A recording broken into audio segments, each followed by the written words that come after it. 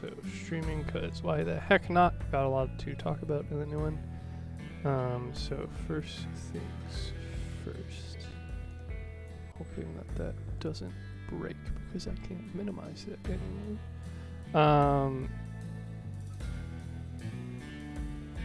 Yeah, I got a few things to talk about. Regan is kind of just here for the kicks, I guess. I didn't even mention what the point of this stream was.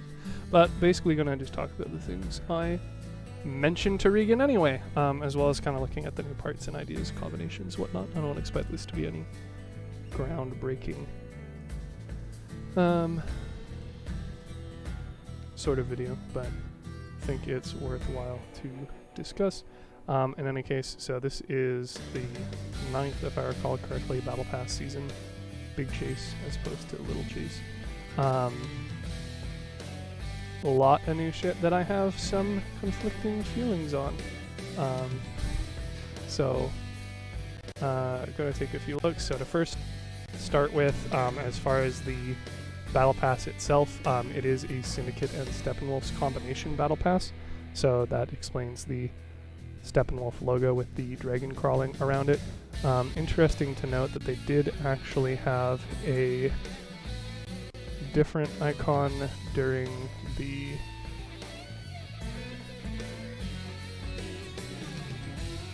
stream earlier today. They've changed it since it was just literally an overlapping of the emblems. I didn't actually mind it too much, but I feel like it could have been better executed. Obviously, they decided to instead go with the full.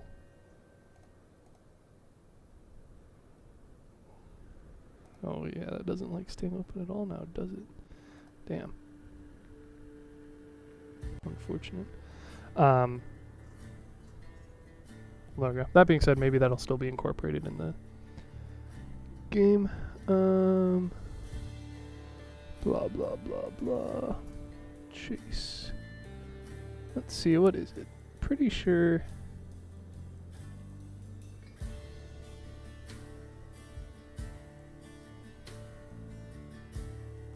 Yeah, so it's a plastic one.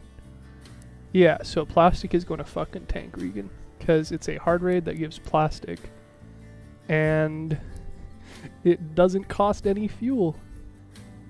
No! My Rip sales. plastic prices.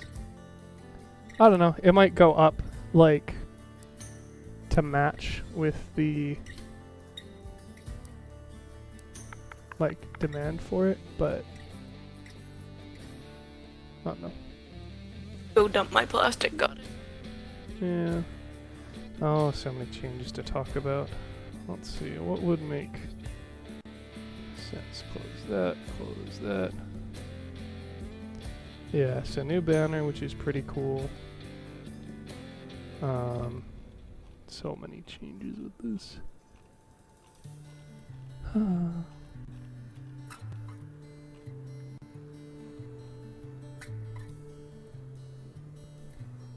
I guess to start with, we can open yield spreadsheet once again. As if there's ever been enough of that.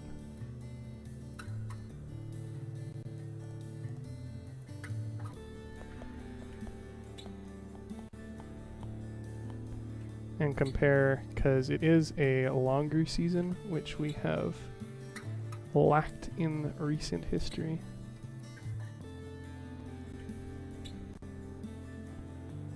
Where did I put that comment? Wow, it is not liking loading while streaming. Don't blame it. It's a lot of data. That is very most likely poorly parsed. Jeez. Boom, boom, boom, boom, boom, boom, boom, boom, boom.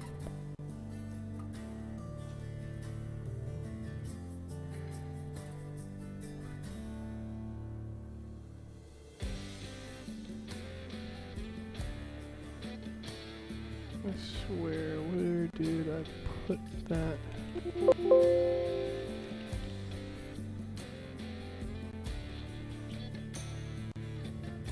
I think it was significantly longer ago than I thought it was.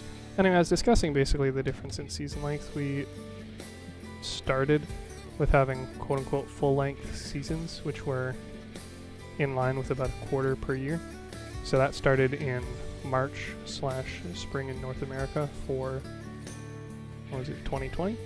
And then they ended up swapping after, I want to say, the 5th season, 5th quarter, to a... Oh, no, not you. Damn it. Not a very well organized stream, I will admit. Should have had this open beforehand, to be fair. Unless I still have it, but I don't think I do.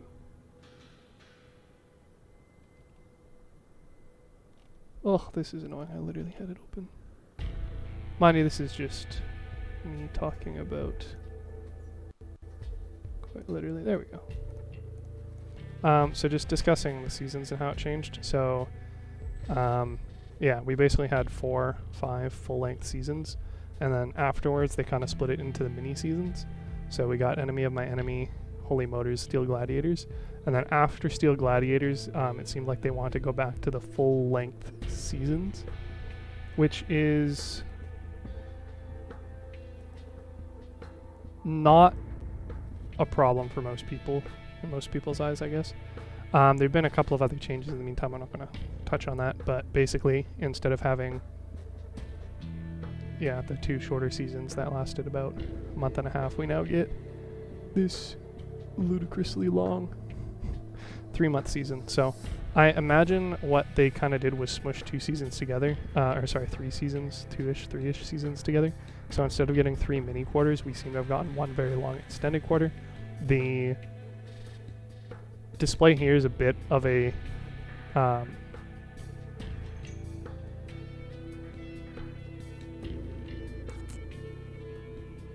deceptive one. It's not to say that the unnamed/new season, because this was posted over a month and a half ago before they actually named it, started during the 3rd quarter. They ended up filling this up with a Brawl festival, amongst other things, and then the new season is kind of now back to a full-length season. But I think as a result, they ended up smushing the contents of 3 mini-seasons or a mini-season and a long season together, which is why we have, like, 2 very different flavors working together, as well as having, like, getting 4 legendaries from the Battle Pass. But that being said, I'm sure this is just sort of my own theory on the matter, and it kind of makes sense. Whether or not it's true remains to be seen. As far as what that entails, we have the... Oh, that's not good. What is that? Oh, okay, so I literally already had it as a tab. That's unfortunate. All that work for naught. Anyway, we can look at the Battle Pass calculations and kind of see how it compares to other ones.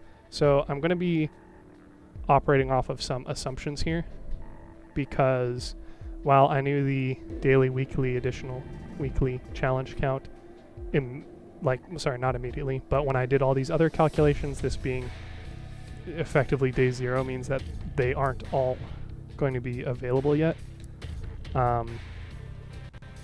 So there's no guarantee we'll continue getting 4 main challenges and 2 additional challenges, nor that this will go with my expectation of being 5 daily challenges going from 200 points to 300 to 400 to 500 to 600. But that's just the assumption I'm operating under for now. That might end up changing. We're going to have to see. Likewise, 95 is not evenly divisible by 7, I don't think.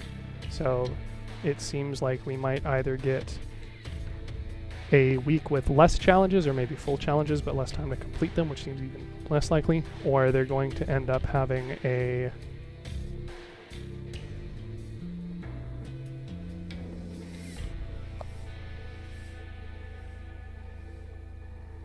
like full week and a half where you don't get new challenges, which I think is what they did last season. So I guess we'll see how that ends up going. in theory, they could have just offset it, but I'm sure they're working off of some like reasonable timescale on there, and thus the whole prior comment on the whole quarter thing. But in any case, we can look at how that tallies up. So this comparator was mostly for when we got a reduction in season length. That being said, I didn't actually keep the data for that, and so I'm just comparing the 2nd, 4th, and 5th Battle Pass seasons. But I can always go back and retroactively add the other seasons and do calculations and whatnot for it. In any case, looking at, so assuming that it's what is it? Yeah, 7 daily challenges a week. The EXP is going to be dropped as of the use of the shorter seasons instead of getting 2,500, which was a, what was it? It was a 300, 400, 500, 600, 700. So you had 5 challenges still, just like before, but when you added them up, it ended up being 2,500. So you ended up getting a level every 2 days. Now they've changed it, so it's instead 200, 300, 400, 500, 600. Or not now, rather, but they've changed it in the past, and I suspect it's going to be the same this time because, well, it's still starting off with 200 and there's 5 challenges, so I doubt that they've changed that. But in any case, that's only 2,000 EXP a day, which is to say that you only get a level every 2.5 days instead. So this isn't a significant breakpoint for most intents and purposes, but it does slightly slow down progression compared to earlier, so you'll see when we do all the needed calculations, it'll end up being a bit different. So to start with, we will change that to 2,000, so that's 14,000 EXP a week. Sticking with 4 main challenges, but it looks like they've dropped them to 5,000 EXP each, with the additional challenges being 4,500. So like I said, I didn't record the shorter challenges, the shorter seasons, the more recent ones. So I'm unsure whether or not this changed this season or has been going around for a while. But in any case, obviously a significant shift. So instead of 4 for 7 for 28,000 and then 2 for 3,000 for 6,000, so that was 34,000 together. It's now 4 for 5,000 and 2 for 4,500. So this ends up being 29,000 EXP a week, not including the dailies. If we compare all of them together, it's 51,500 EXP per week versus 43,000. So once again, not insignificant, not enormous shift in the amount gained on a weekly or daily basis. So instead of getting a level every day and a half on average, you're getting instead of getting 1.5 levels per day on average, you're getting 1.2. So that's obviously going to be a decrease. The start date is today, so July 14th, 2022. That'd probably be easier to rewrite that. And the end date is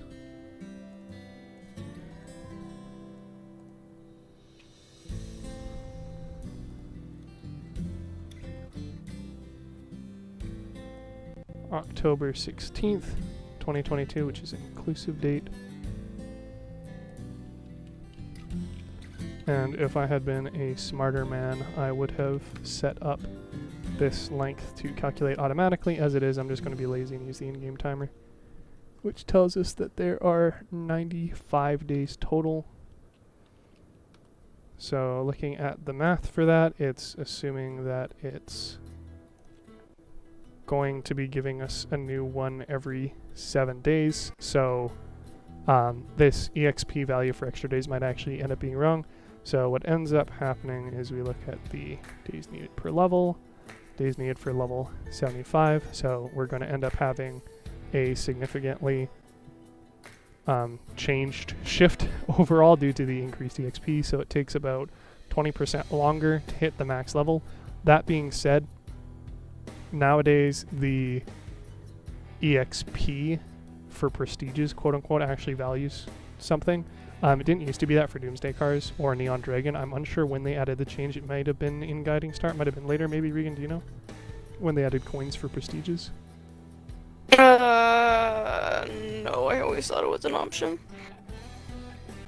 Okay, yeah, so I'm not sure where it was, but in any case, it's going to take you longer to get to cap compared to the earlier seasons.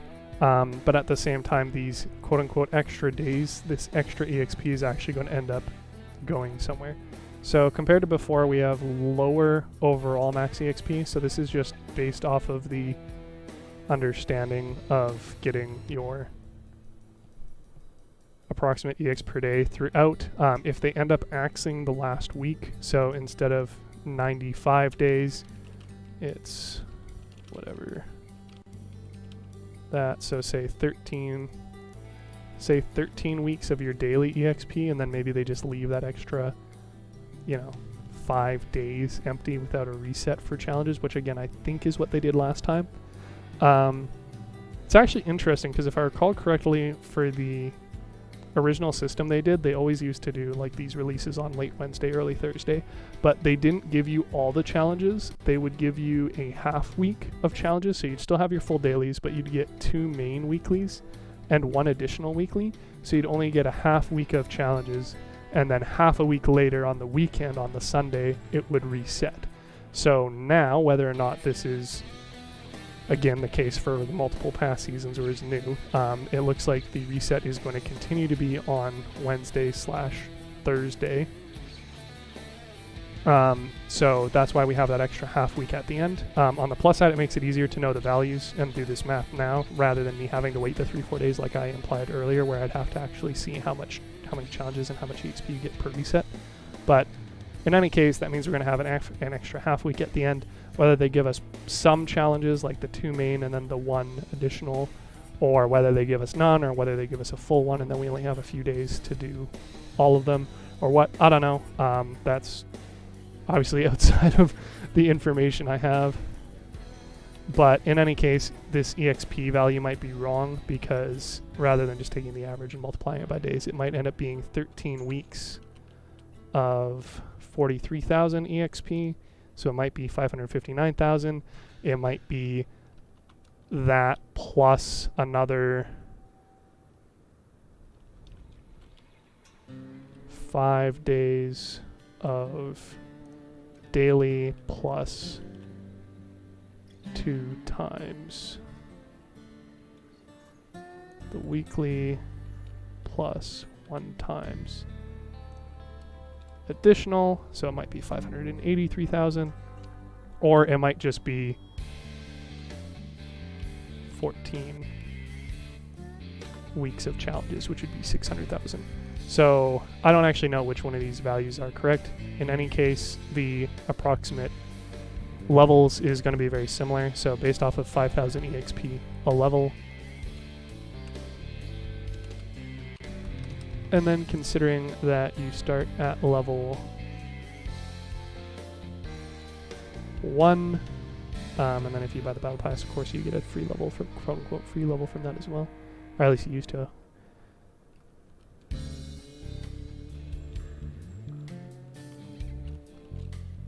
Then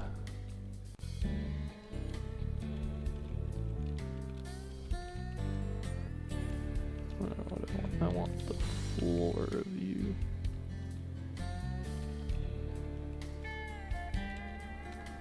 So 111 days if you buy the Battle Pass, and it gives you an extra level 112 days. And we can just copy that on down, and then with that we can see the amount of potential prestige rewards. Yeah, see, so it looks like I didn't have the prestige reward count in during the Doomsday Car challenge or season, so it looks like they added it after Amusement Park. So it was there for Neon Dragon and Guiding Star. So as a result, we can actually see how many coins you get. If you max out everything, you get all the prestiges. So this is again assuming no extra and no partial weeks of challenges. This is a partial week, and then this is a short full week, if that makes sense for anybody. I'm not going to bother labeling all these, but total EXP, max level without buying the Battle Pass, and then max level with buying it. Although Let me double check. Does it count me as level 1 for it, or does it say I need to hit 1? Let's find out. So I am level 1. And I do not get this without buying it. So the actual max level is going to be however many days bonus I can get, plus 1. So it's actually going to be 112, 113, and then we can likewise carry that down. Then if I buy the Battle Pass, once again assuming it works the same as before, though I'm not so sure the Battle Pass is in the store anymore. Oh, you can buy intelligence with cross crowns. Yuck. I mean, kind of makes sense.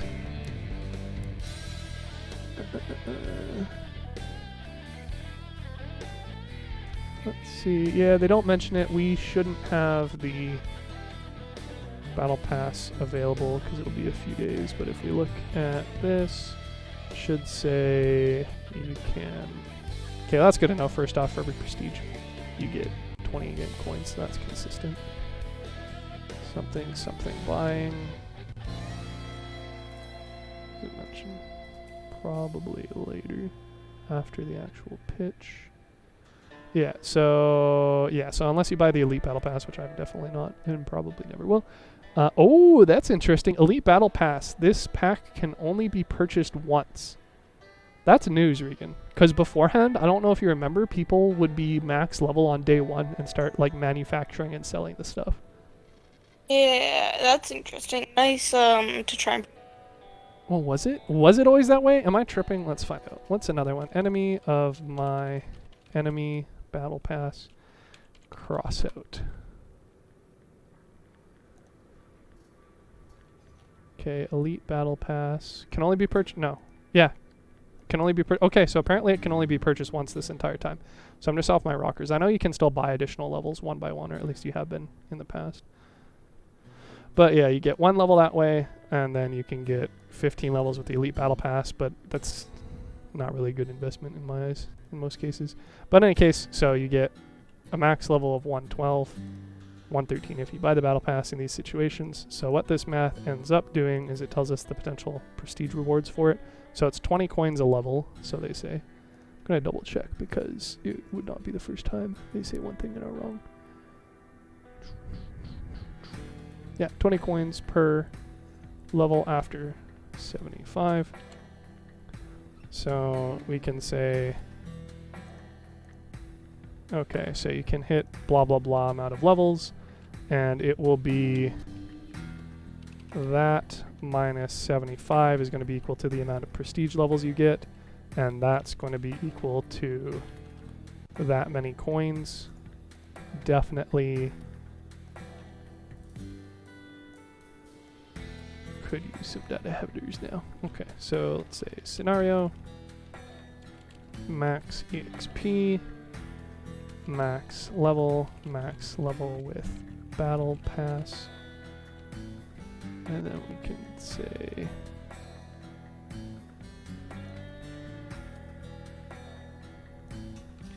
extra levels, I guess prestige levels, max prestiges, prestige coins, it's gonna get cut off, whatever. And then we can do the same for here. We can say, what's that? 75, so 38 levels. What's that times 20? And we can do the same with the other formulas. So this just basically is a very long and probably unnecessary way of looking at how many coins you can get theoretically if you max everything out. That being said, I don't know, again, what the situation will be. My guess is probably the low-end estimate. It might end up being the mid one, and that's personally what I'd do, but I'm not going to bet on that either. But in any case, you can guess you'll probably get another 800 coins from the Battle Pass if you max everything out. So we're going to just replace that section with that because it's a little bit more conclusive. Length days, extra days, say weeks. I don't think that number, oh, it is totally needed for stuff. Okay. What stuff? Weeks, yeah.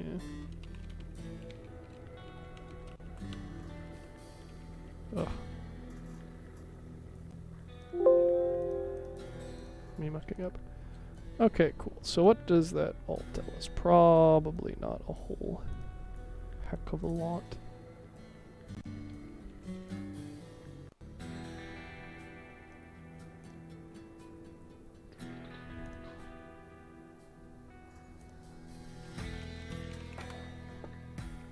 But yeah, there's your estimates. So likewise, days needed for level 75, it'll be about 60. So it'll be about 2 months before anybody starts prestiging, presuming that you don't end up buying the Battle Pass and or the Elite Battle Pass and or the individual levels.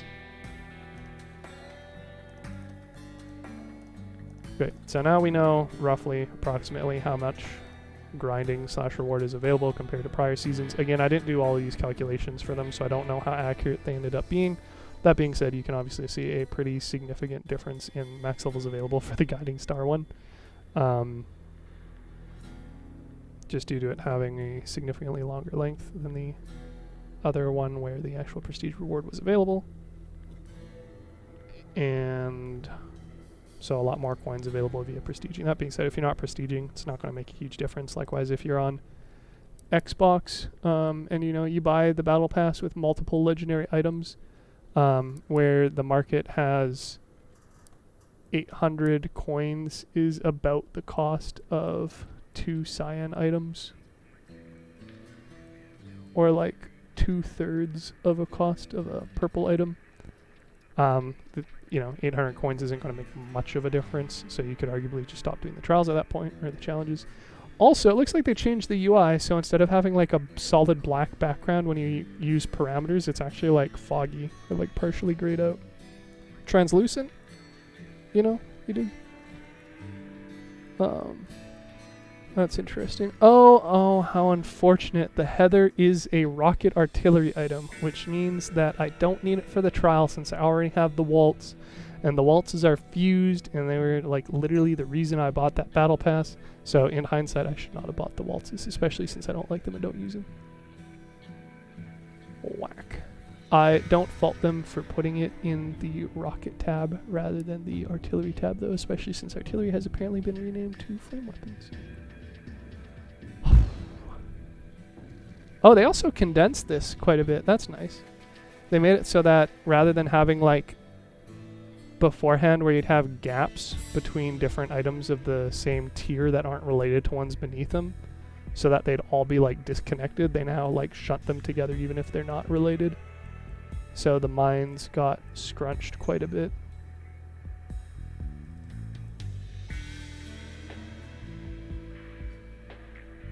Amongst others.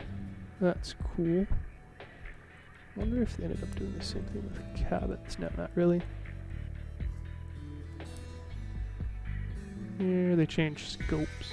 It's interesting because it's labeled as a visor for the actual items. By the way, this did get reskinned as well. This is named as an optical module, but the overall category still scopes. I would have expected them all to be named optical modules because you can only have one of each anyway. And they all do the same thing in different ways. Likewise, I feel like defensive module can be its own category between the Averter, the new one, Aegis Prime. I guess that's technically not a defensive, but the Interceptor and the Argus are as well, while the Tormentor and the Power Unit are both boosters. But whatever, not like they don't literally already have categories of 2 or 3 items or anything.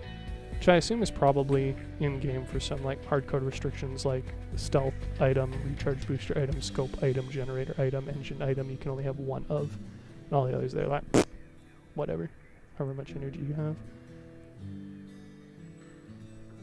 Okay, so that is, yeah, looking at the EXP. This probably doesn't really mean a whole lot to many people. That's fine, did the math. Anyway, what else do we got?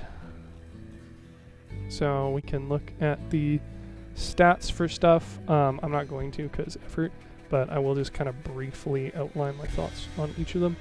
So for one, I don't use special items. 2, I don't really use whirls. So I'm definitely not going to use a special whirl. That being said, if you like the whirl, then you can obviously use that. Although it doesn't have a perk, which is interesting. So I wonder if it's going to be incredibly overtuned, even without the perk, or if it's going to be underpowered because it lacks one. I know a lot of people, namely Sigma, were complaining about not having, or sorry, having the special tier category introduced, and then having them basically be like downgrades of epic items, and therefore not really being unique, having their own perks or anything. So maybe this is their attempt at counteracting that. I don't know. I'd prefer if they were just consistent more than anything. It is, I will note, it is significantly heavier than the other weapons of the same category, and a lot more durable. That's kind of what you get for brawler ones as well. So yeah, you can see that significantly, like what, double the durability, triple, quadruple the mass, even of some of the purples. But again, for one that brawls, not too crazy. If you're running whirls or on humpbacks or whatever anyway, then yeah, keep doing that. I guess we'll probably see a lot of seal clubbers with, maybe not seal clubbers, but we'll probably see a lot of like 3 hover growl builds using this, I'm sure, because it is a higher accuracy autocannon while it's still dealing more damage. Okay, Iris is actually pretty cool. When they first announced it, it didn't really seem like it made a lot of sense, but now actually understanding what it does, pretty fucking neato. So it is a not huge module like the graphic suggested. It's only a 2x2x3, so the same size as a Genesis. And basically, rather than giving you a scope which increases your zoom and moves the viewpoint to the item. Oh, notable mention that the visor's pip got moved. It used to be in the center, like the neutrino, which means that you actually had to center it, or sorry, if you put it in between 2 pips, it would actually be blocked if you dropped the lower one. This probably doesn't make a whole lot of sense as I say it. Okay, what do I have that runs it?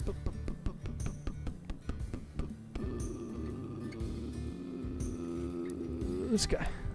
Okay. No, not you. Cool. So beforehand, because the... Okay, back up. For those who aren't aware, scopes will change the viewpoint of your camera when you zoom in. So by default, you scope in, and it's like a over the top of the cabin viewpoint. It's not always the cabin, dependent on where your cabin is centered and whatnot. If you make a dummy long build, not that I know anything about that, it will be in a different spot than you might expect. In any case, adding a scope not only adds whatever functionality, so in the case of the neutrino also adds like thermal imaging, has the zoom effect.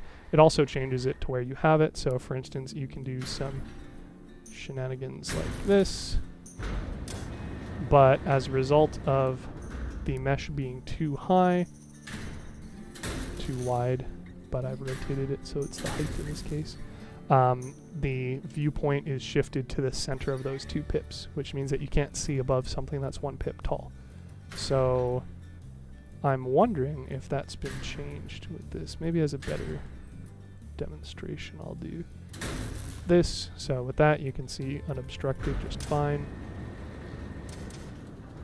If you put a 1 pip item in its way, it blocks it. If you put something that has a partial pip, so that's not a full 1 pip tall, as you can see the mesh ends before the connection weld point indicator thing is, you can see through it, or sorry, around it rather. But if you did have something that had like partial see-through, of course you'd be able to see through that as well. So, barring the spar being literally in the way. Anyway, so that's how those have worked since their change. So I'm wondering if the neutrino being taller changes that, because it's possible its viewpoint is now able to see over stuff. Nope, it's in the exact same spot. Well, developers, I'm not gonna lie, I'm not surprised, but I am disappointed. Regan, are you watching the stream? You are muted if nothing else, I'm sure.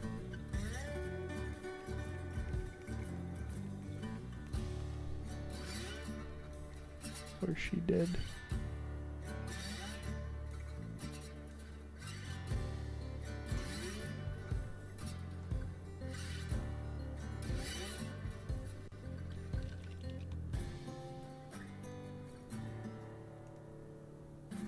anyway, that's something that I think is reasonable to complain about and will probably catch flack. Oh, do I want to bother making a little mini video of that, posting it? No, probably not.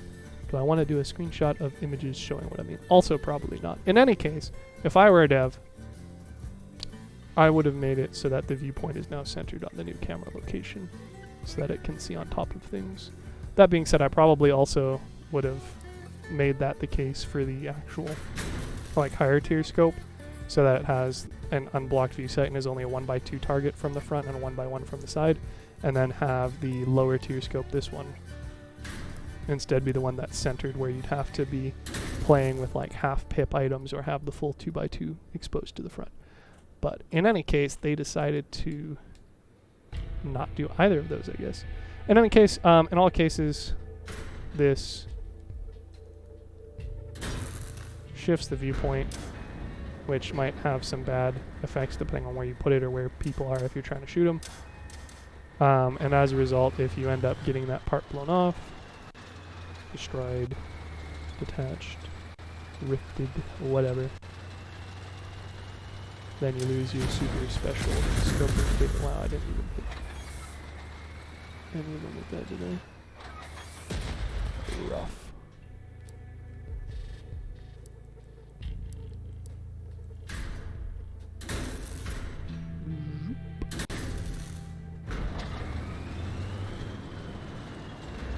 Watch this be too high off the ground to hit anything. Oh no, looks like it would be. So if using a super special scope, you go back to the cabin scope. So the iris is going to work to improve that. So it doesn't move the viewpoint, but it does allow you to scope in.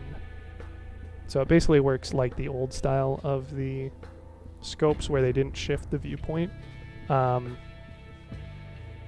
know a few people on the Reddit, specifically Alogalos, I think, have mentioned that it's sort of the thing where they create a problem by changing stuff. The other notable example being the use of cross crowns or the introduction of reload/recharge boosters rather than having them just continue to be engine perks, and then sell a solution to that problem that they've created. I don't actually have a problem with this because I really like how the scopes function currently, and this is an alternative for people who don't want scopes, who don't want to risk having their scope shot off, and or for people who don't like having the viewpoint shifted. So the fact that all these items are relatively low power score, especially considering how there's 0 energy and a really low mass, I think it's going to be great. Also, the iris is going to be probably nigh indestructible, quote unquote, for the sake of you can bury it in a build extremely easily, and now you're going to always have zoom on your build, I presume. So that's going to be super cool. You know, I'm assuming it's not destroyed, but it's tiny, so I don't think that'll be a problem. Miller, this is going to be interesting. It says after you shoot 15 times and hit 15 times, assuming you don't miss because a miss reduces the count, then you fire an explosive projectile. But it does have overheating, unlike the Reaper, so I suspect we're probably going to see a lot of, like, 2 of these, like a pair of these alongside the favorite cabin, or basically anything you'd see for the normal equalizers for increasing the overheat time, or perhaps even just increasing the accuracy so you can more consistently hit the enemy with those 15 hits in a row without missing. So the Torero cabin, for instance, which is plus accuracy. I don't know, maybe even the Harpy just to increase the size of the explosion, but that seems sort of a waste considering how it would only activate 1 in 15 shots. But who knows, I guess it depends on how much damage the actual explosive projectile deals. We'll have to see. Also, of note, this is only 5 energy, so you can actually mount 3 of them on a build if you want, and then since it has a overheat mechanic but no ammo, you could run 3 of it alongside a RN seal and or a favorite cabin and just basically do a whole lot of docking. So that'll be potentially pretty spicy. Again, it kind of depends on how it performs. Might end up picking up / using some of those, but I'm sure everybody else and their mom is going to think likewise because we're all simps for miniguns. Heather, it's going to be interesting. It seems like basically just upgrade a better Mandrake, where the Mandrake shoots 6 shells, 5 shells, 4 shells, I don't even know, I don't use it enough, randomly within a highlighted area, but then sets them on fire. There's little fire puddles for each of those shells temporarily. This one just straight up takes an area and carpets it in explosives, which is going to be a hell of a lot more consistent. It's the same energy cost. I haven't actually put in all the stats, so we can actually do that real quick and actually compare it to a other one, especially since it's a rocket launcher. Where are you on the tech tree? You are after Waltz before Hurricane. It is a... Just going off of my screen, you guys are going to have to trust that I'm not making these values up while I type them in.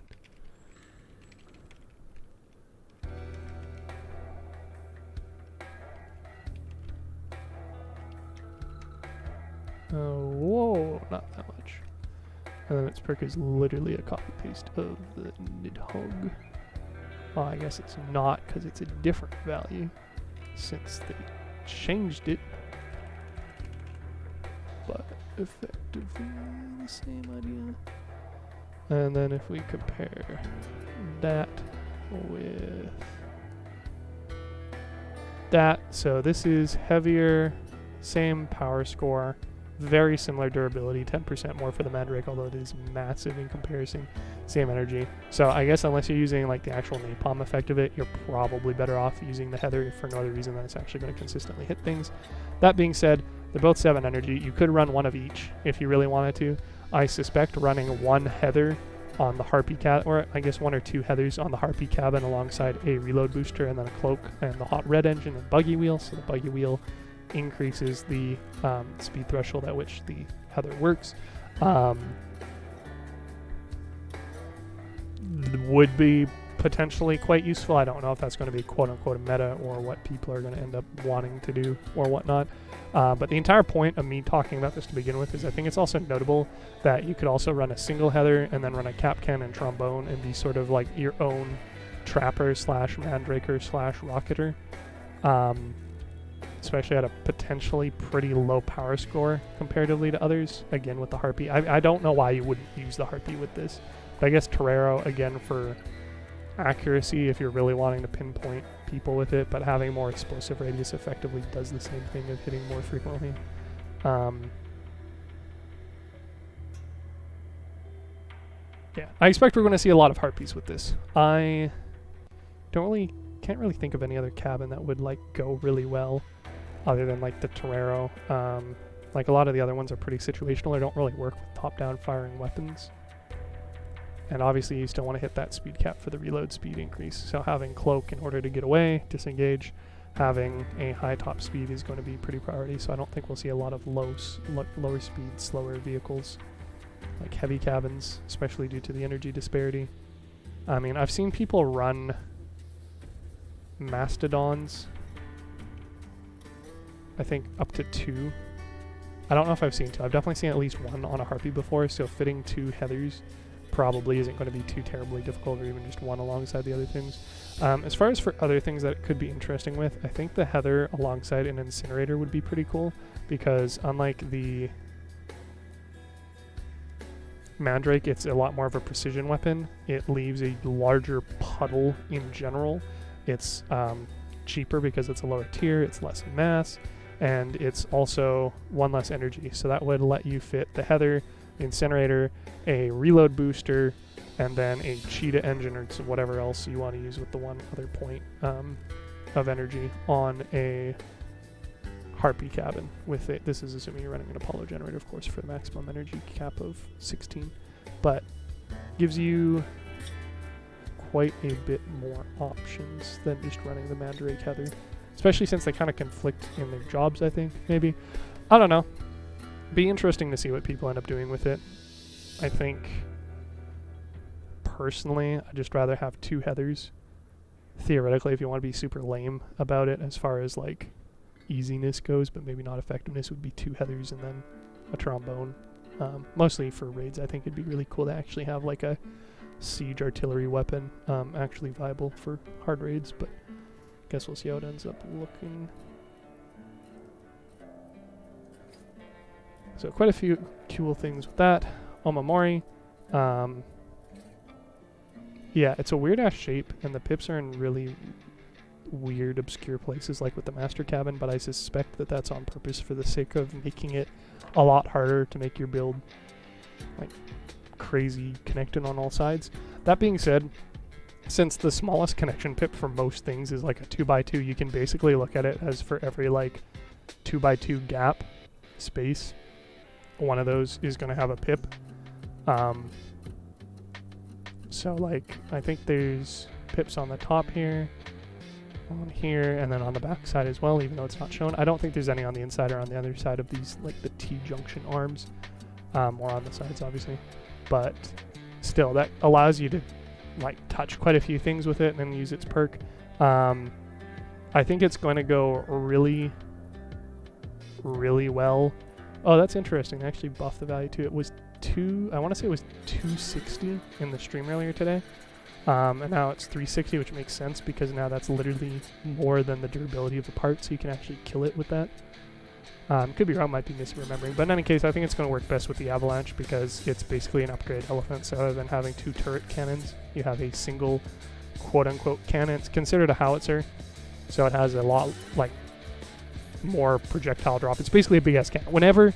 When we got the leak about having there being a 12 energy cannon, I think everybody and their mom was expecting something more like this, or more like a super beefy Typhoon or Tsunami, but obviously we already have the Tsunami and Typhoon.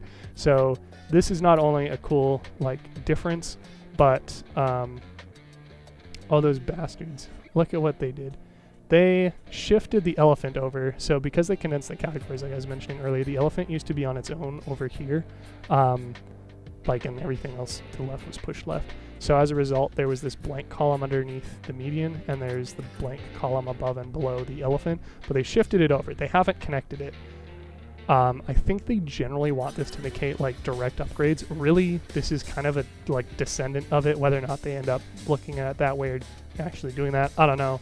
I don't mind this more condensed look, but I did like beforehand where it was very obvious where things were kind of in the same vein. The median is significantly different than either of these other two, but in any case, I do consider this to be the quote-unquote upgraded. It's completely different in playstyle, but it's the same perk as the elephant. So I'm really excited for it because I've been running the elephants for a while, or at least I did. I don't use them a whole lot recently since the vehicle rework,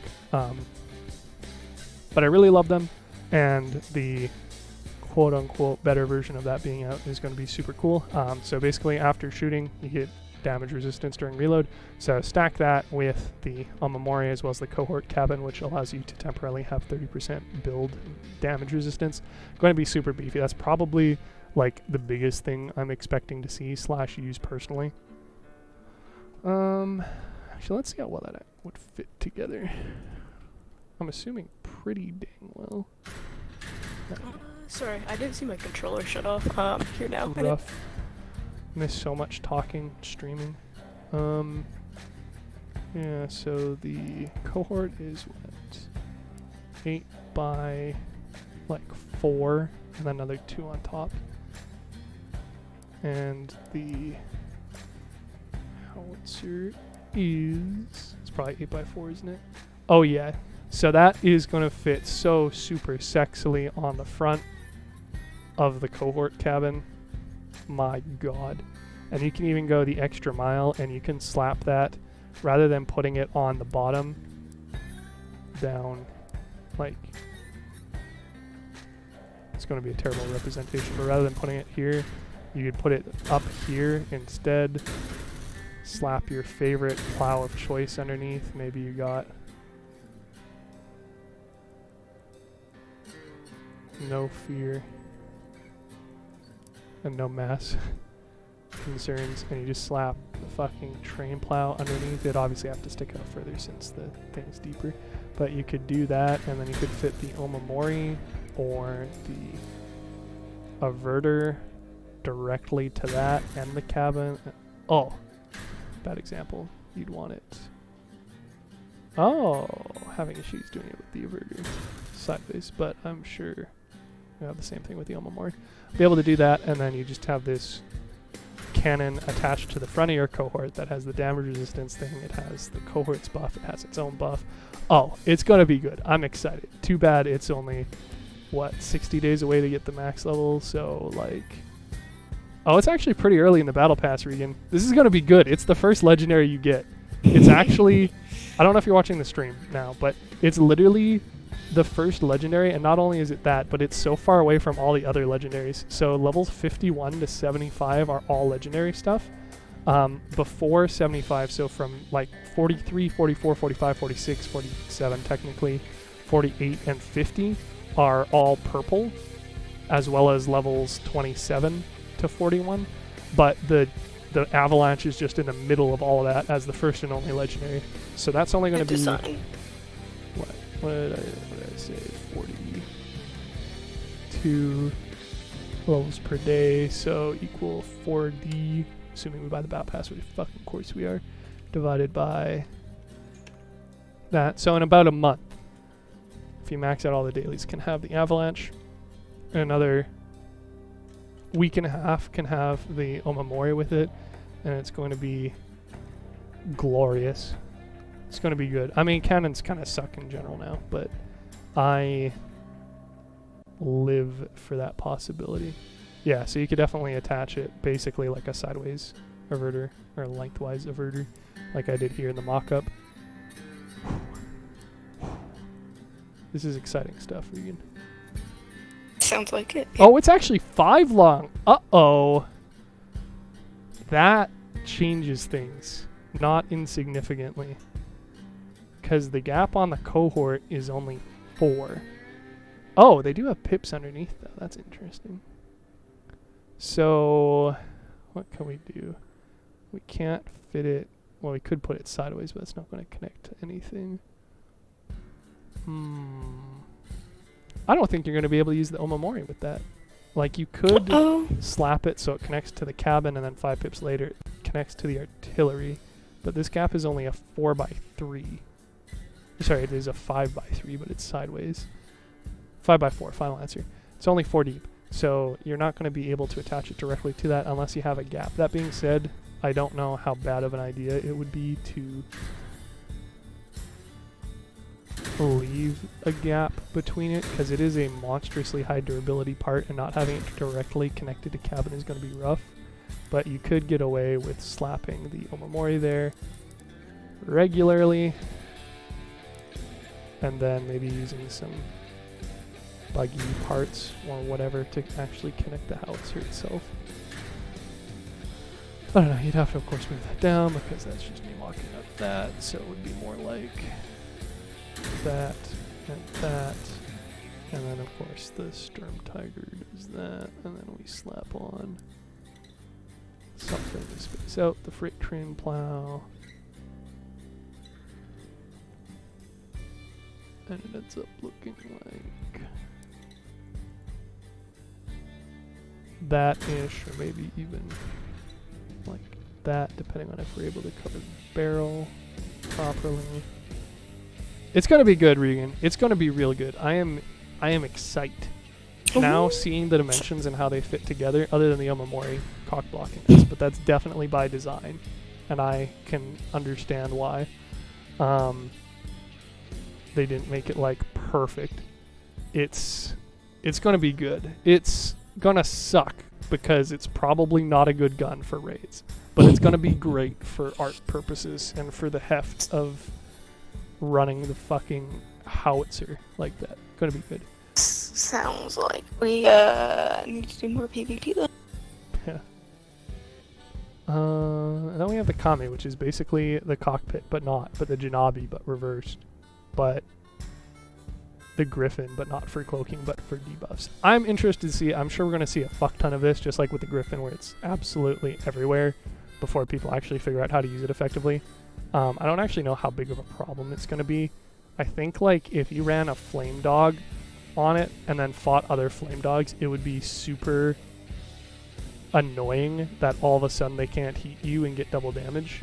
That being said, I don't know if it applies to the cabin or like everything.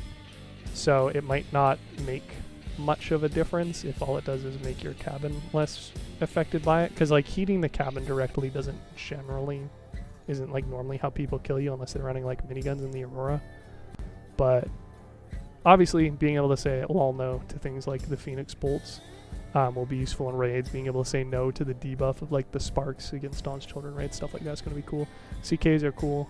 I mean, I don't really like these two, but whatever. The Aurora one is super cool. Not saying anything or anything, but very curious that they went with a color scheme that looks like that, which looks like a certain country's flag. Not saying anything or anything, but side note, Amusement rides are cool. Codriver system is going to be a fucking mess. Let's see unlimited switching. New map, new game mode. We'll see how Chase ends up being. I'm sure it's going to be a pain in the ass. Okay, the other thing I need is spreadsheet structural part changes. So if we open up the old, I mean, I also have a post, but what is it? Structural part calculator. So I'm going to have to update this and the link. I don't even know if anybody keeps doing it. I'm caring. But in any case, I'm going to update the public version as well eventually too, other than just the one I have listed here, which works as a tool to compare all of the structural parts to each other. But we have, let's see, left buggy corner. I'm just going to eat this on the other screen. Buggy corners. Instead of 3 durability, they're 4. That's hilarious. It was already one of the best parts for damage pass-through. Or sorry, one of the best parts for effective durability as a result of it already having damage pass-through. And then now they're making it better. I mean, to be fair, they're teamy parts, so like having 5 or 4 durability or whatever for something that small doesn't make much of a difference realistically, but in any case. Look at that. They also increased the power score to 11. That's actually a significant change. So beforehand, for effective durability per mass, it was what? Down here at 7.5, and now it's up at 10, which to be fair is consistent with the other ones, so it makes sense that that was a quote-unquote calculation error and definitely not somebody fat-fingering data as a systems designer, right guys? That probably also changes its effective durability per power score location. So beforehand it was, here we go, 5 and 3, so now it's in 5th place, 4th place where it has 3.64, whereas beforehand it was in 3rd place with a 6, so they brought it in line with the others, which is fine. I don't have any complaints about that, whatever. Digger side, which is already one of the best pieces in the game for being a 2x6. Instead of 62 durability, it's 64. Again, that's in line with the other ones, 0.41 durability per mass rather than 0.39. Let's see, back end. Pretty sure that's not a...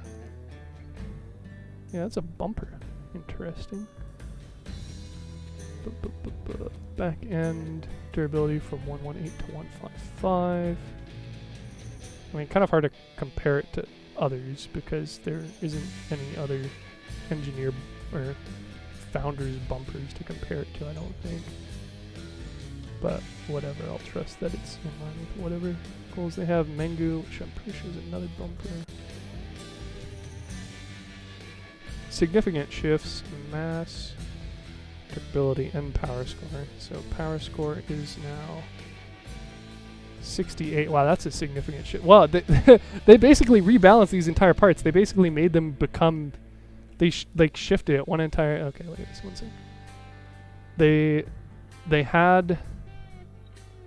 This is insane. This is going to be significant, I feel. I don't know what the actual ramifications of it are going to be right now, but I feel like this is going to be significant. We kind of had a light and like a semi-light and then a heavy bumper for Syndicate before, and now the light is like 2.5 times its mass. The semi-light is 2 times its mass, and the heavy doubled its mass, as well as the durability. The durability tripled, and the power score doubled as well. So they literally changed all the stats on all 3 of these. So I'm not so sure I believe that they did an oopsie I have a sneaking suspicion that they didn't originally apply whatever calculation they do. I'm not going to do it at the moment, but I'm sure there's some sort of ratio between. Oh, this thing, I'll just open it. Structural part calculator. Where's the TLDR?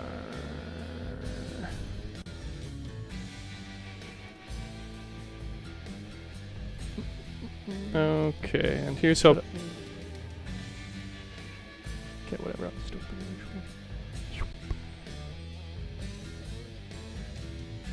Okay, so they have approximate like durability per power score, mass, and volume for each of these, and I have a suspicion, while I have not calculated it myself, that there's also a ratio between these values and the values they use for their bumpers, and that there's also going to be different ones. So for instance, for fire starters, there's both the hot rod part and the blast part. I'm sure there's going to be 2 different bumpers, or maybe even more. Engineers will have even more. From the looks of it, Syndicate will have 3 different tiers, maybe just 2 depending on how the math ends up finishing on this.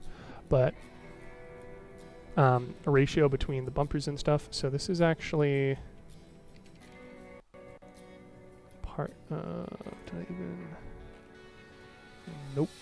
Cool. I mentioned it earlier. I'm surprised I don't have it linked here. Originally, I also calculated the. Oh, that's funny. This is blanked out. Apparently, I deleted all the data without realizing that for the public version, but that's fine because it just. Oh no, actually, it's probably just Excel being lame in the online version because it can't calculate. Okay, well, in any case, I originally did a comparison of not only the structural parts, but also the bumpers. And the bumpers had significantly different values, but I'm saying I think the values probably relate to whatever these calculations are for each of these. So basically, a system designer went and interlinked everything, which makes sense. Oop. But because I haven't calculated those before, I'm not sure what difference this update will make, but I do know it'll shift the values around quite a bit. Yeah, how do I want to try and... Yeah, whatever, I'll just do it this way. So if we slap on the... What is it? Son Harate. And the Mengu. And these are going to be the before values, and then we slap on the after values. We can compare them. And I'm going to interlace these because why not? Actually, no, I'm going to interlace. Yeah, no, this will be fun. Probably. Okay, so now we are power score of power score of 68, raw durability of 183, mass of 296. The Harate is now 77 power score, 212 durability, 343 mass, and the Gassan, guessing that, I don't know, I don't speak Japanese, is 126, 347, 562. Okay, so for differences, yeah, it's interesting. So the Gassan and the Harate are consistent for power score per durability. The Mengu is a slight outlier. The durability per mass is the same throughout the category, and then the durability per volume shifts wildly, but to be fair, the Gassan is like really small, and the Gassan is huge, and the Mengu is small. I'm going to show these real quick, just for the sake of people knowing what I'm talking about, what bumper parts. So these parts, they get Gassan, Harate, and Mengu, which are from the first Syndicate Battle Pass. So I have a sneaking suspicion they didn't apply the original formula of like have your bumpers be X amount of the durability value of your structural parts, and then now that they have another season for it. They went back and were like, oh shit, we done fucked. And so they're unfucking it. But that being said, that is great that we now have another pretty hefty part for a bumper, because the train plow is like what? 416. So we now have a more stylish, significantly better durability per power score, significantly better damage on contact, significantly better durability per mass train plow. So they gave us a better train plow. We have it, and it looks better. It's more compact. This is, well, actually maybe it's about the same dimension, to be fair. So that's funny. We actually got a better train plow with this fucking update. What is it? Okay, let's see. What part are you? You're this one, right? Yeah. Justin, maybe. I don't know. I've got no fucking clue. Train plow, we got. Okay. So it has less durability per volume, to be fair. Although I might have to recalculate how its volume is done, because the train plow got completely shafted. It looks, its mesh is not close to its physical look anymore. So that makes sense. But it has better durability per mass, and it has better durability per power score by like a factor of 2. This is insane. This is kind of funny. They literally gave us a better Syndicate version of a train plow. I mean, it's not, it's like, it's close. Like, it has less durability, but only by like 15%-ish, 20%-ish. It has more damage on contact, and the durability per power score difference is significant. That's wild. Okay, well, what else do we got? We got the Harade. I have a feeling it just kind of, they took all the plows and were like, what if we did different, better versions of it? I mean, to be fair, you only get one of each of these, so I'm not so sure I'd say it's necessarily overpowered. But I don't know, let's see how it goes. Yeah, 2 times better for durability per power score compared to the small plow. 50% better for durability per mass. And again, less durability per volume. So, less compact. Although that makes sense because the Harade is very large and flat. As opposed to the train plow, which is again closer to a quote-unquote perfect shape of volume to area.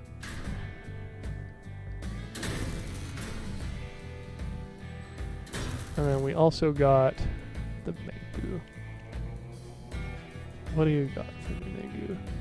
183 durability. I'd honestly just compare this to the small plow again. I don't think there's another plow at about 183 that you compare it to. Maybe the Terrible Bar, I guess. I don't know. In any case, yeah, better. So the only downgrades, like assuming we're counting it being more stylish as a plus, which we really should, I think, it has the downgrade of being a more odd shape for building around, and it has the quote-unquote downgrade of being a single one rather than multiple, but the actual stats are better than the other ones, which is not the case pre-stat rework. So that's pretty fucking funny. So yes, there is a significant change in the values.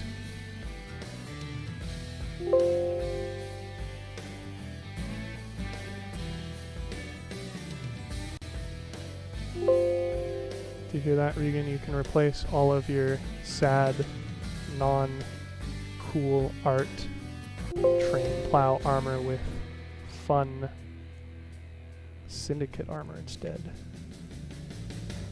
What a time. Later. This is funny.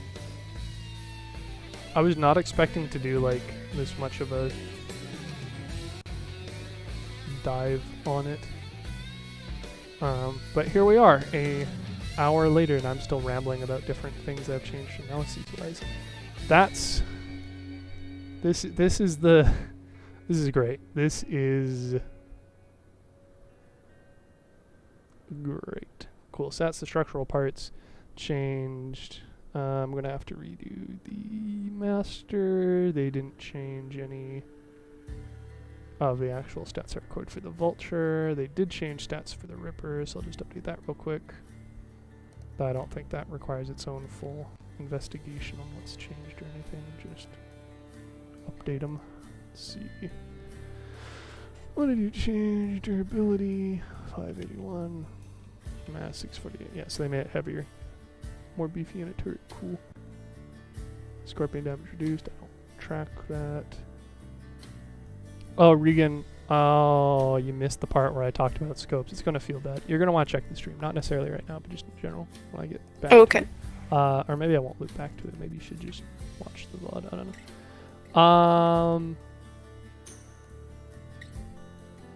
Yeah, I'll go over it with you afterwards. Sounds good. Appreciate it. Thank you, thank you. No long. Better yet, why don't we just copy this? And in the tech tree, actually, let's not. Let's. Whatever. I'm already doing this. So if we look at the tech tree, where is it? Oh, that's right. Got me turned about the fucking weapons too. So let's match those up. So the elephant is now after the other two, alongside the median. We now have howitzer, which I definitely forgot to add the stats for. Weapon, mortar, beefy, legendary, AM5, avalanche, 4800 power score, glorious, 1592 durability, minus 12 energy, 3510, and then where's the elephant? 30% damage resistance while reloading. Oops. Wonderful, wonderful. Yeah, cool. That's. I'm gonna have to double check the rest of these after. It's probably not topical for the stream. Whatever. That's just a UI thing. I'll have to go over with some of these. Sure, all my humble viewers out there don't care. Alright, master cabin, tech tree, cabins. It is now probably on the far left side, yes. So it is probably the fastest light cabin if I had to guess. Sorry, fastest medium cabin. Let's see. Put up the stats. It is 2100. It is.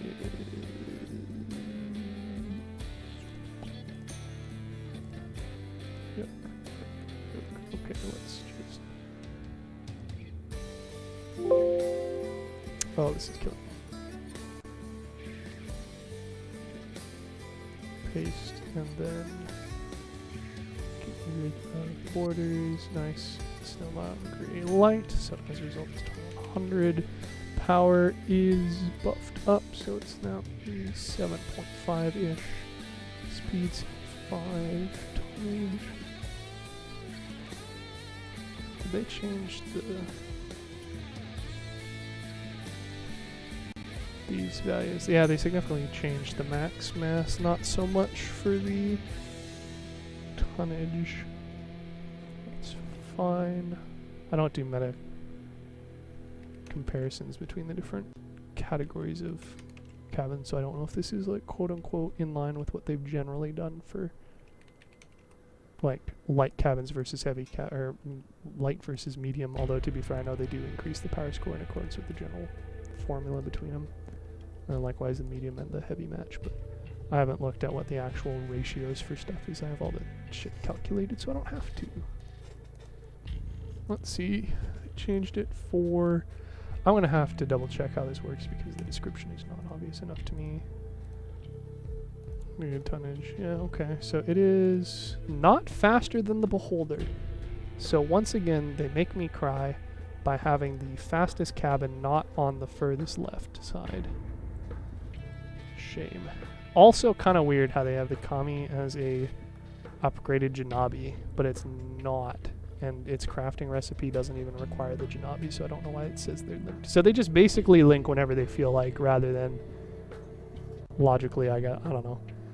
In any case, isn't it like a... Yeah, it's it's an ultralight cabin, Regan. It has the 100 kph, so it's the same as the aggressor and the cockpit. So I'm 100% right. It is literally a upgraded cockpit, is what it is. Interesting. Okay. Good to know. Good to know. Sorry, stat-wise, rather. Not functionality-wise. Obviously, very different. 400 power of 5.25. Cabin speed is 100. I am replacing the Griffin stats rather than the Master stats. Hope the underline doesn't move. But oh boy. No border, cool. You're not the Master, you're not a commie. 2400, 5.25. Hundy, 4600, 8700. 570, we are.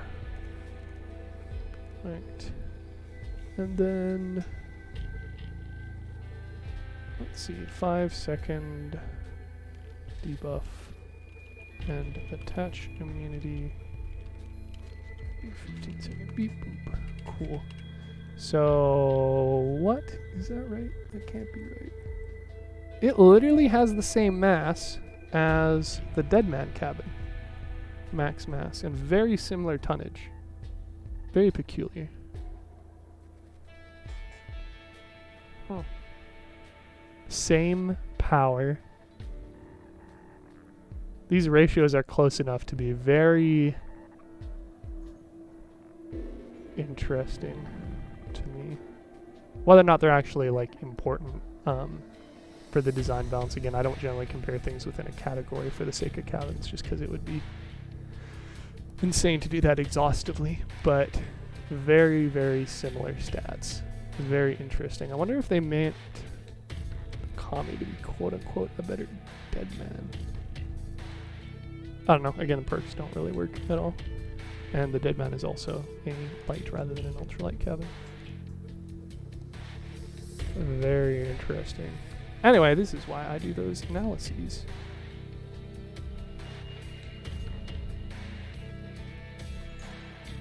Yeah, looking at effective mass and whatnot, it looks like the Deadman might actually be overtuned compared to the other cabins in its category, which might also explain why we see a whole lot of them with like double or triple like legendary weapons, even though I feel like running an Echo or a Hadron or something would be more effective, as it might just be like stronger than quote unquote fair, I guess, for the other light cabins, more competitive stat wise. I don't know. Higher end of durability, middle end of mass, very high end of mass limit, very high end of tonnage, whatever for speed, very high end, literally the highest for power. I don't know, man. I don't know. The Deadman, I'm not so sure its stats are balanced, especially when it's also a 25% reload boost if you're on a single weapon. Well, that might have something to do with its popularity. Okay, so that's the cabin change. And then we also have the new parts, which they didn't release the stats for in the update, which is kind of funny. Kind of not, but whatever. So we're going to spreadsheet again, structural. I'm just assuming that they're going to go in the Steppenwolf section. No. Yes, Steppenwolf's. There's 2 parts. There's 4 parts. There's 2 for Steppenwolf's, 2 for Scavengers, I think. Or maybe the other ones are well, whatever, we'll find out. So, yeah, so APC parts. So Steppenwolf, and it'll probably be alphabetical. APC, Steppenwolf. Might be in its own category, I doubt it. I imagine we'll just line up with the other non-pack exclusive ones. So Steppenwolf's, APC, turret vaults. We get 4 total between the left and right. They are 11 power score, no damage pass through, 31 durability, 79 mass, and their volume is approximately, their volume is going to be garbage to work around. My god.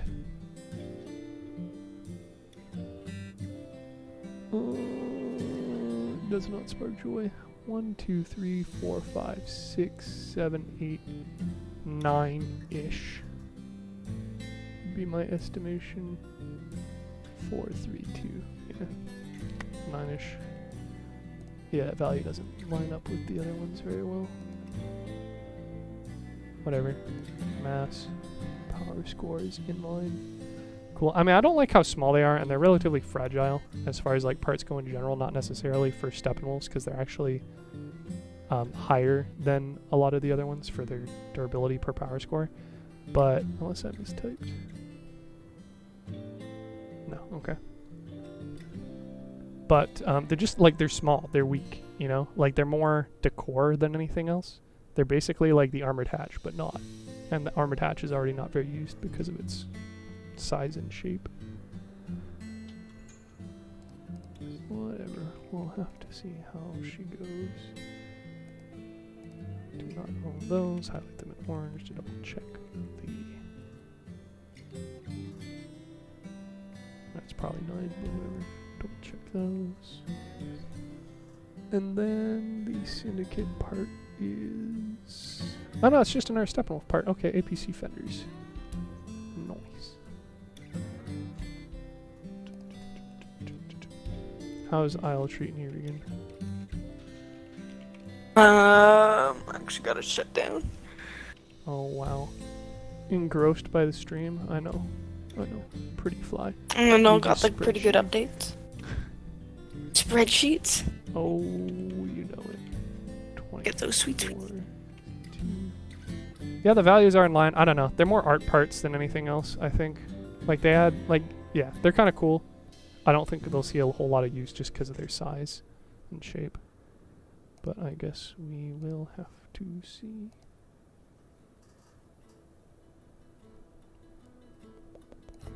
Approximate size. This one is a lot better. Let's see, 1, 2, 3, 4, 5, 6, 7, 8, 9, 10. Well, I'm not sure about that either. I'll have to check if this little rimmy thing part of the fender actually applies or not.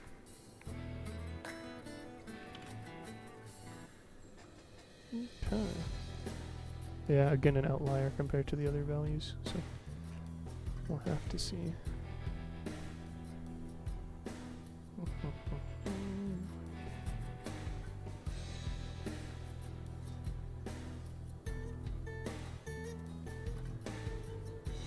Yeah, I mean, I mostly wanted to talk about the potential combinations of items, namely with the Heather and the structural part changes. So I got all that covered. Very interesting stuff for all that. Then for Codrivers, I gotta throw out all of my Codriver shenanigans again, because all of these are now outdated. I hate it. Whatever. Let's take a look and see what we got. Although they've already announced this, so this isn't going to be news to anybody. Let's see. Codrivers. Oh boy. Do not like. Okay. So... I cry. J... what am I going to do this? Excel is straight up not having a good time. Uh-oh. Your, spreadsheets are too... I gotta read that. Everything is ink. Which, to be fair, like, I don't really use this sheet anymore for doing the math, because I'm fairly confident with it. So I just really use the structural calculator. So all the other, like, build calculators are kind of whatever, because I can just build the stuff in-game, right? Yep. Yeah, makes sense. Whatever, what's... Excellent. Or copy. Oh, this is gonna suck so much, but...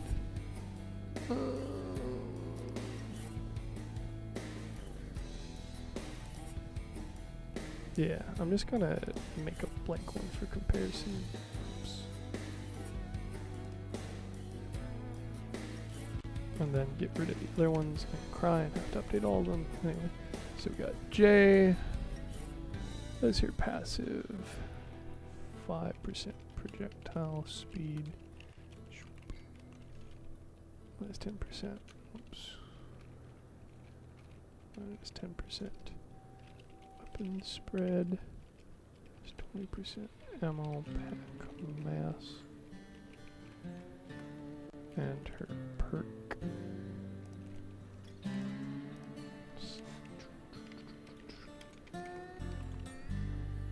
Talent, I guess, rather. Perks.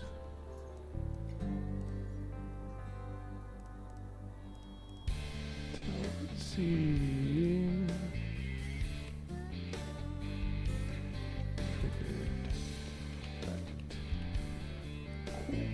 So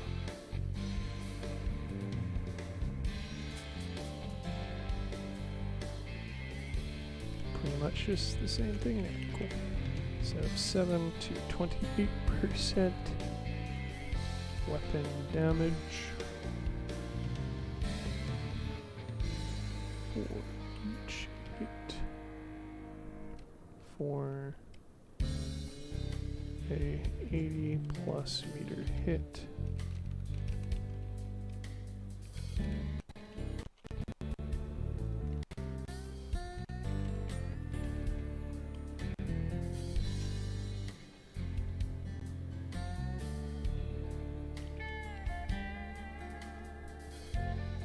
At least 3 seconds must pass between the hits. And once every 3 seconds. It also says it expires, but it doesn't actually specify how long that duration is, so that's going to be annoying. Cool. Grizzly. I guess what's the... maybe I can separate this. So, talent 7 to 20%. Weapon damage. Hit on target greater than 80 meters. Conditional. Once per 3 seconds.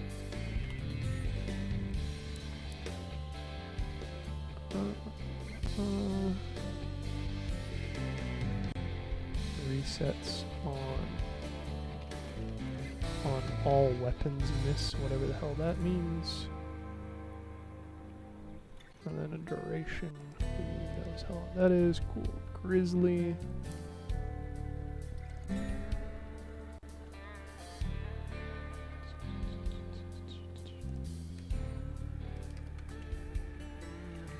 Oh, this is gonna be such a mess.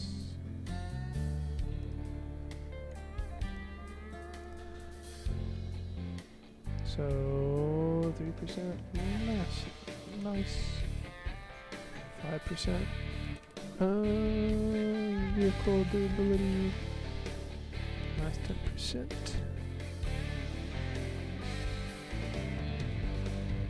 Movement, power penalty. This is going to be a weapon spread. Sniper, it's tank, excellent. Talent, duration is 4 seconds. Talent is 30%.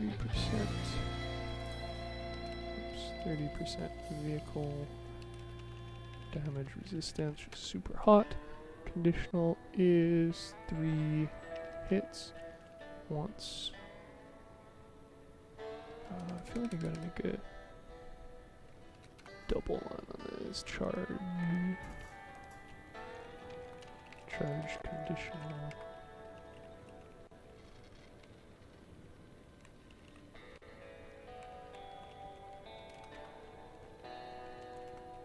Bam, so 3.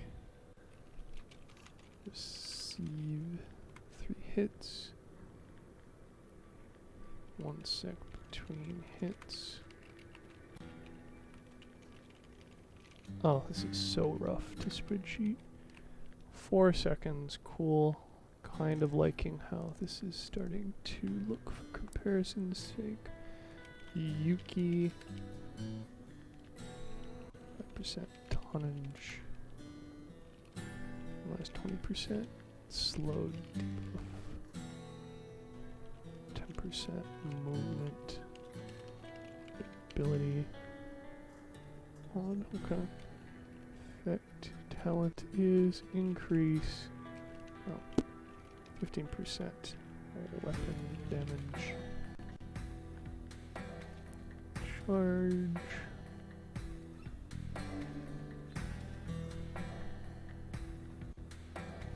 I have no idea how this is going to even look.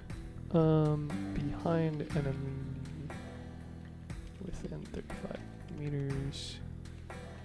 Charge conditional.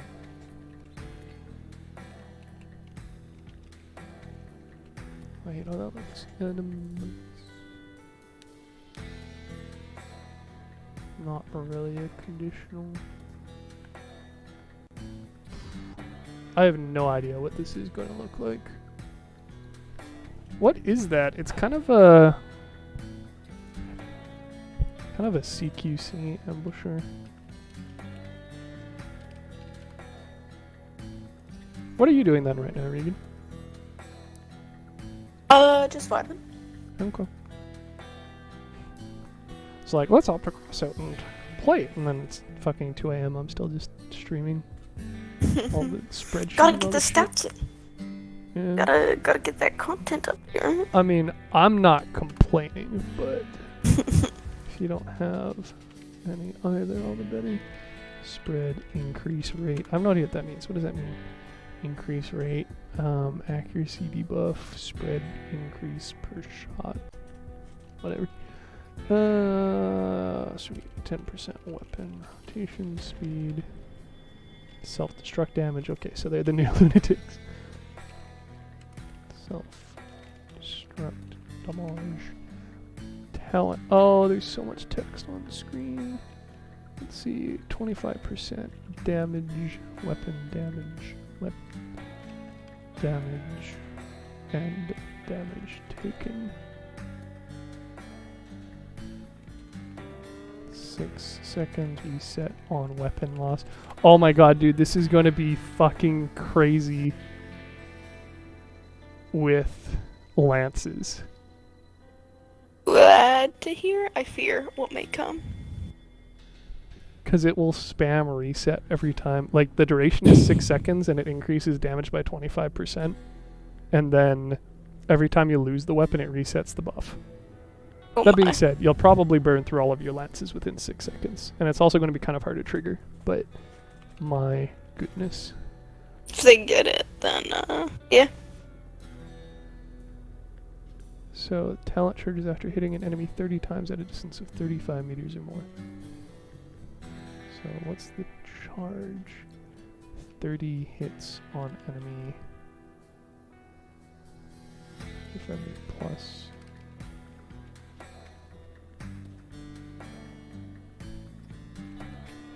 Cool.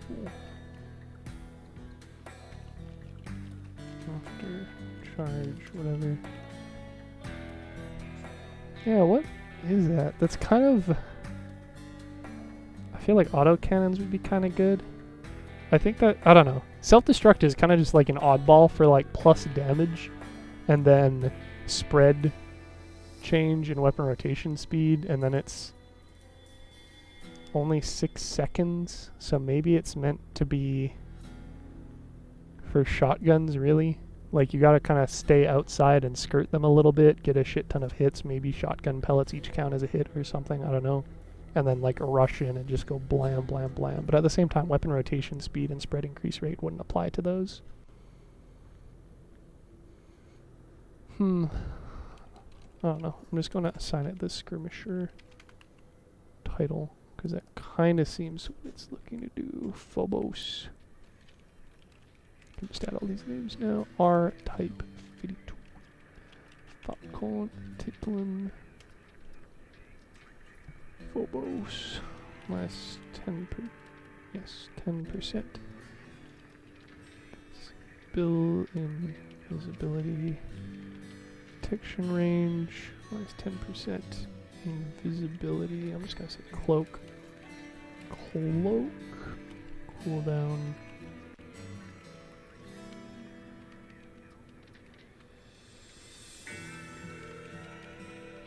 Cloak. Now, whatever. And then armored car speed plus 5 kph. Oh boy. So they split up Hans, who is super cool, between Grizzly and Phobos. And the rest of Phobos' stuff has nothing to do with it. Rough. On the other hand, this basically works as like an Uno reverse for everybody complaining about the speed changes. Because you can just run that, and then you have that passive always active without any further investment. My goodness. Okay, let's see. Increases weapon damage. Oops. Weapon damage duration is 5 seconds. What? This is interesting. Within 30 meters of an enemy for 2 seconds.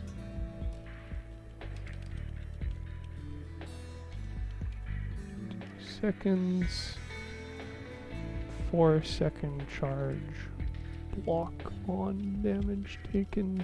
Worry about the case and whatnot either. Yeah, this is just straight up an ambush. Literally get close, get a bunch of damage. So that's probably what lances are going to run. Fear Phobos, the Dawn Scientist, even for she is the lance god. I'm ready. I fear it, but I am ready. We are all wrong. So is Yuki a ambusher? Kind of. More like a pursuer. Yeah. Okay.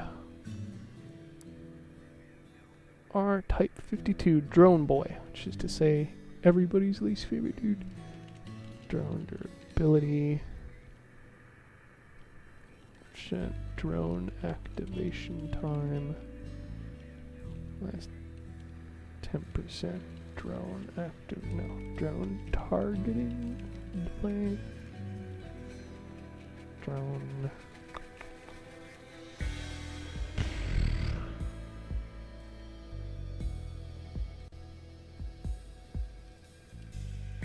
Attack delay. Yes, whatever. Cool. Talent. 4 seconds, increase the damage of all drones and turrets within a 35-meter radius near the player by 20%. Regan. We can have a full fusion build of people running drones and give all of them 80% damage for 4 seconds. Is the bus build coming back full force? If it works the way I think it works. Bus build probably not. You need something that sticks closer to you. 35 meters. Yagway, you kind of just yeet and run. Maybe fuse drones. Just a just think. Just a big you remember the boombox build I made? The giant like cube of fuse drones? That, but 4 people. So this like Goliath like 32 by 32 by 32 box that just shunts along the map and just lays like 12 fuse drones everywhere. Wonderful. Sounds pretty good. Ooh, might be time to finally build the drone spider as well. Could be fun. Yes. Yep. Now would appear to be the time. Let's see. See all this to come through. Yeah. Oh, dude, the charging is going to be so easy to... It doesn't apply to flying drones, unfortunately. So I'm guessing vultures, annihilators, owls, etc. So it's basically just floor drones. But I imagine that...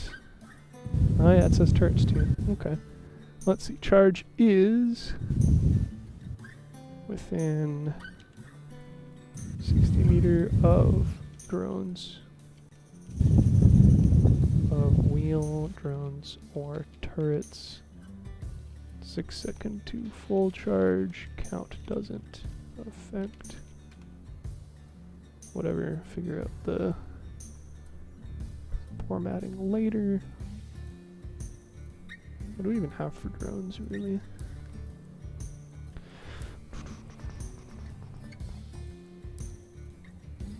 So the Cobra from the blue tier, the rare Cobra, the Cyan special tier Sidekick and Python, the rare Grenadier fused drone, Anaconda, and that's it.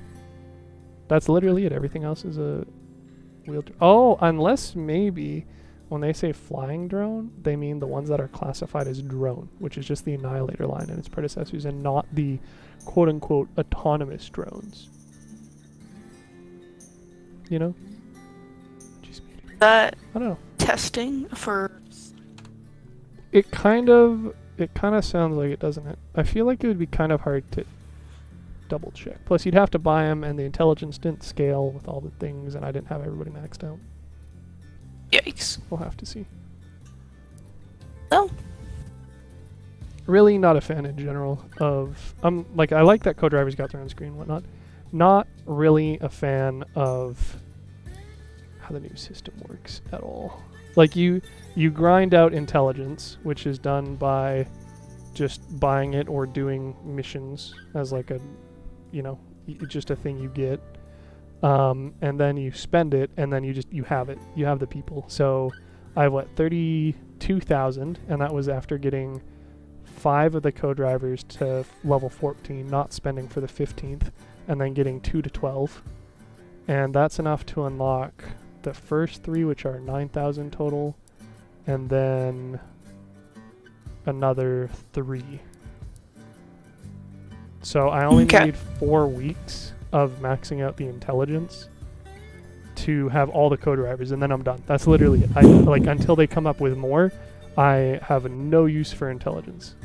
And once I unlock somebody, I have all their things available, and the perks seem crazy cracked, and you're kind of restricted to very specific playstyle. I don't like it. We'll see how it actually plays out. But minus 15%. Oh, you're gonna like this guy. Ooh, I'm ready. Oh, this is gonna be good. Okay. Minus 15%. Moving weapon spread. So basically this is Jade. Great. 10% enemy detection radius.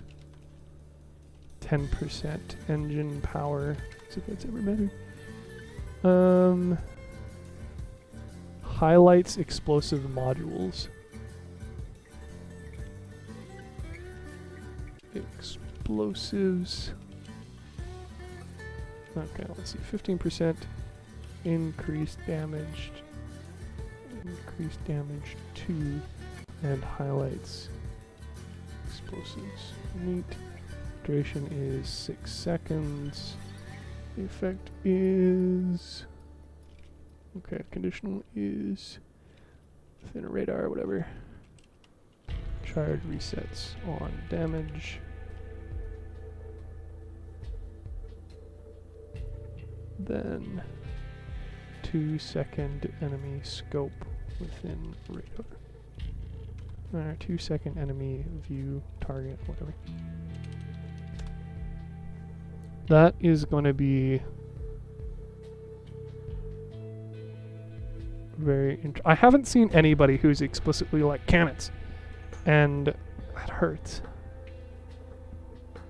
Like, it kind of seemed just like they're like, yeah, you got the one person for cannons, and then more to come. Pardon? More to come in the future, hopefully, maybe? Well, that's the plan, that's what they said, but we'll see how it goes.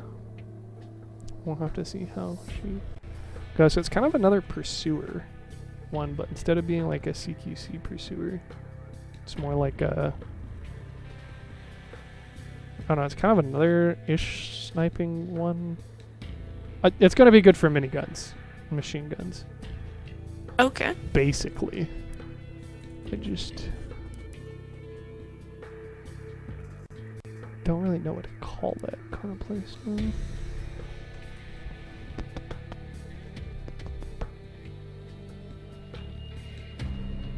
It's like a targeter, driller, single target. Any ideas? focus. I think the super work. Well, I already have one labeled as a pursuer, and it's a little bit more pertinent for that because it's talking about like being like you got to be CQC, and you're more resistant to getting slowed, and you have more movement durability. So, what were the other ideas you're tossing around? That's a great question. Let's see, what's the focus synonyms?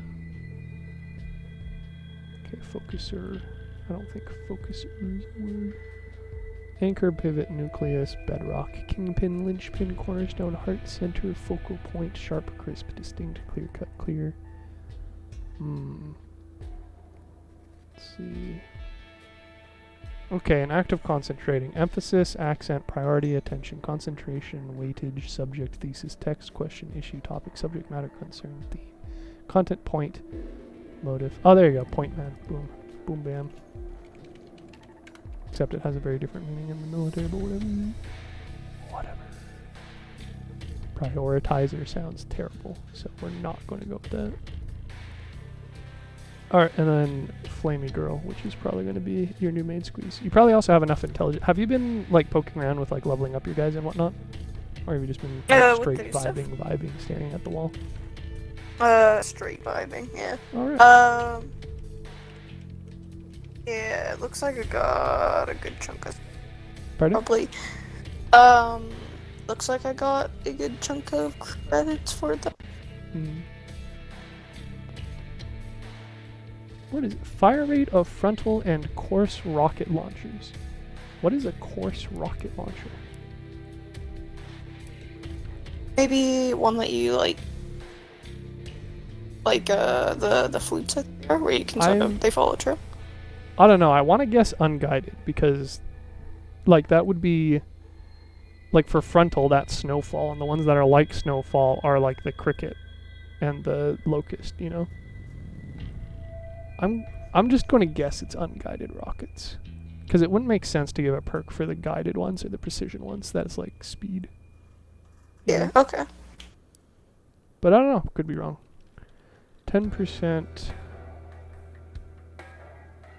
unguided frontal rocket fire rate. That one's at least easy enough to check once I actually get them, you know? This one kind of sucks. Description doesn't give a duration or anything. Increases, okay, 10%, 10/33%. Blast, damage / radius. I mean, that could arguably be pretty okay for, like, the Mastodon especially, because the fire puddle radius should affect it. And then you also get the weapon ammunition. The frontal rocket fire rate probably won't. But then you also get the increased blast radius and damage. So that plus, like, the harpy is going to be a good time, I think. Sounds like it. Let's see. Talent charges by dealing blast or fire damage to multiple enemies at the same time, or by hitting an enemy with at least 2 rockets from a single rocket shot. The next shot at the enemy after charging activates the talent. Okay. That's a lot. So 2+ hits per salvo. 2+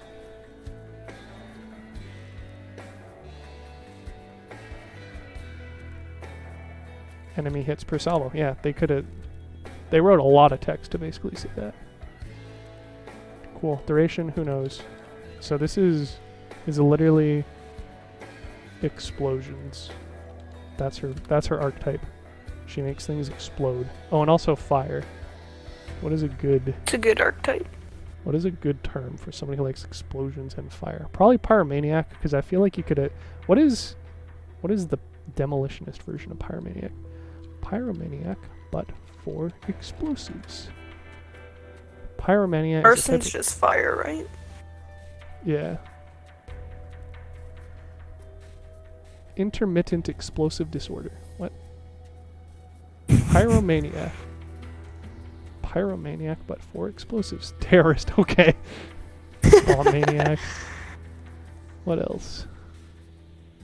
Apparently arson and pyromania applies to both bombs, and fire, which kind of makes sense. Doesn't look like anybody else has got any other suggestions.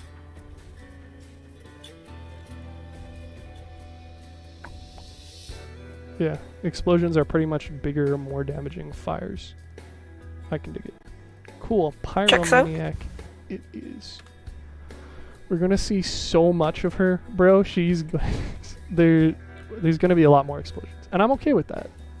It's gonna be great. It's gonna be fucking crazy, dude. That like seriously, okay, 5% fire radius, plus 33% blast radius, plus 10% blast damage on top of the Harpy, which gives you 20% blast radius on the Mastodon, is going to be fucking huge. It might sounds... actually counteract spaced armor, depending on how big the blast radius is. Yeah, I'm excited to see it. It's gonna be a good time. I have concerns. Let's see. Imagine all the fire constantly, all the time, every match. Yeah.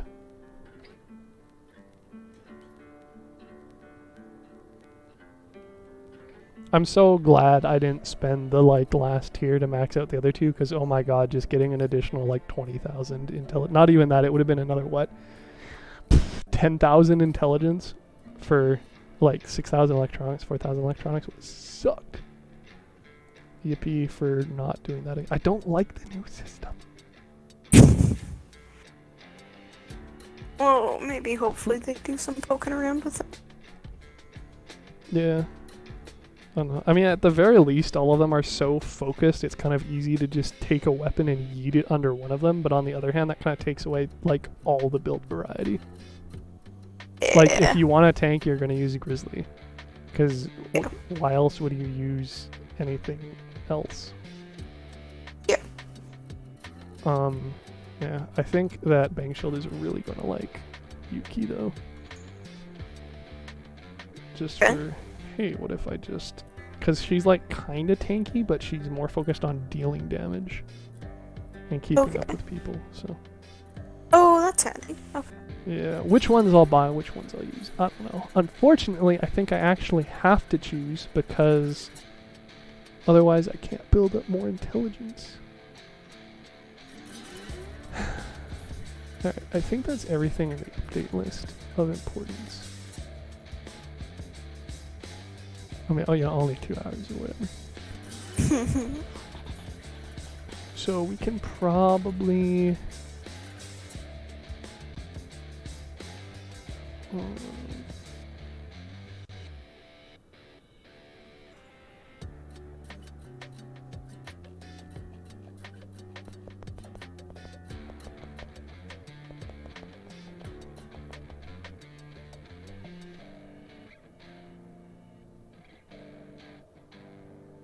Yeah, and then we're just gonna have dummy bloat of co-drivers eventually if they're adding more each season.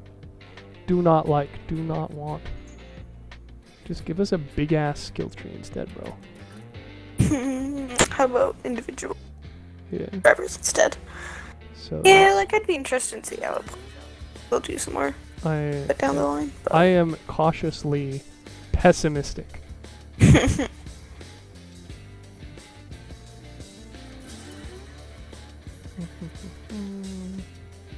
Any new comments?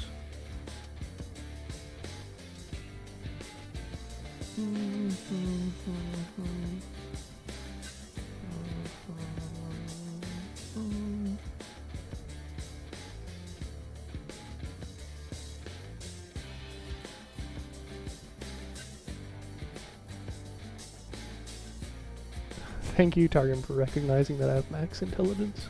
Oh.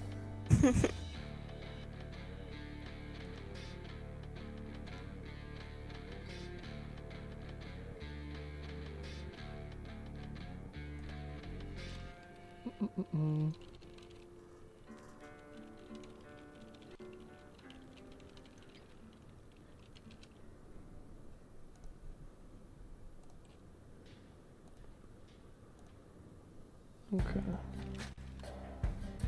Yeah, so I think that'll be... Oh, yeah, apparently people are getting partial successes for chases and getting like 2 to 5 plastic. Better than no plastic, I guess. Somebody's already raging on the new Codriver system. Let's see.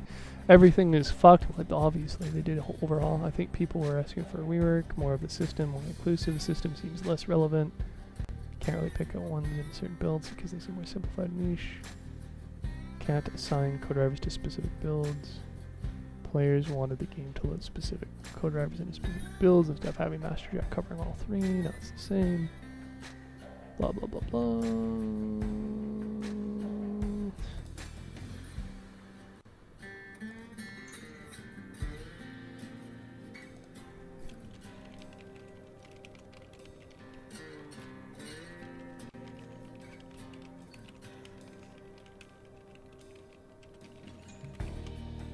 Should I include a timestamp? Probably. Nah, because then I'll have to find it and mute stuff. Blah blah blah. A bit later.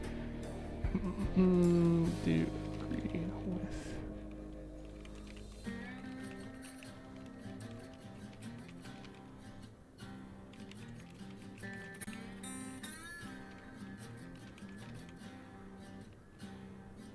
And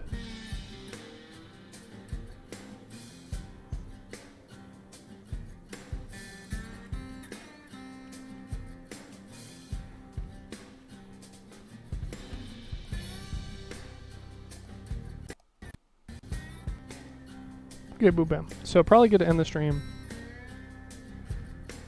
Work on the chapters some other fucking time. Yeah, probably a lot of bloat in it, but whatever. Add chapters, less sadness, and then cry when inevitably the next update breaks all my spreadsheeting again, as per usual.